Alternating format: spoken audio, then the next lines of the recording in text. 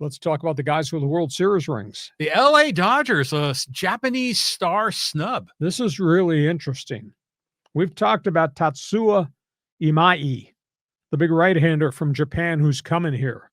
Actually, when I say coming here, he's going to land here. He's going to be here, I think, December 3rd. He's arriving in Los Angeles to be with his agent. He's already conducted 7 Zoom interviews with prospective clubs. Now he's going to be in LA and he'll begin actual face-to-face meetings with these clubs. So he holds a press briefing with Japanese writers over there in Tokyo, and he says, I'm not interested in pitching for the Dodgers. I want to pave my own way. I want to pitch against them. I want to be my own star. I want to beat them. It's interesting that he is not interested in Dodger baseball, which means he's willing to go somewhere else. I've been told that somewhere else could be San Francisco. And the Giants have the money to pay him. So this is really intriguing to see which direction this guy goes. There could be a big payday coming for Robert Suarez, but I'm told the Dodgers would structure the deal on 1 year plus a second-year option, maybe a third-year option, but they'd be the Dodger option. So Suarez has to decide if he wants to operate that way.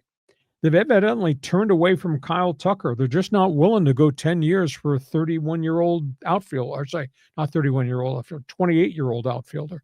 Just not willing to do 10 years, $400 million for Kyle Tucker. They're in competition now. There's some other teams that have called Cleveland about Stephen Kwan, including the Boston Red Sox, but they got the product in the farm system to make a transaction. But that's interesting. Imai not interested in pitching for the Dodgers. Yeah, it seems to me like a calculated PR move, because even if he wanted to pitch for the Dodgers, there's no room in the pitching staff. It's not like he's going to be a starter there. He'd probably be like a long relief kind of guy, given the depth that they have. And it's kind of cool to kind of flip it, and say, I want to beat those guys, so he's trying to create more rivalry. It gets the hopes up of Giants fans and Padres fans that maybe he could sign there. So I think it's a good PR move from that angle. So I just love seeing all these international players coming over. I've never seen. I've got a composite list at home. I think there's 7 to 8 Japanese, Korean, Taiwanese guys have now been posted. I've never seen that many in one given year. Yeah, good. Yeah, but good on them. They're going to cash in. There's a lot of money to go around.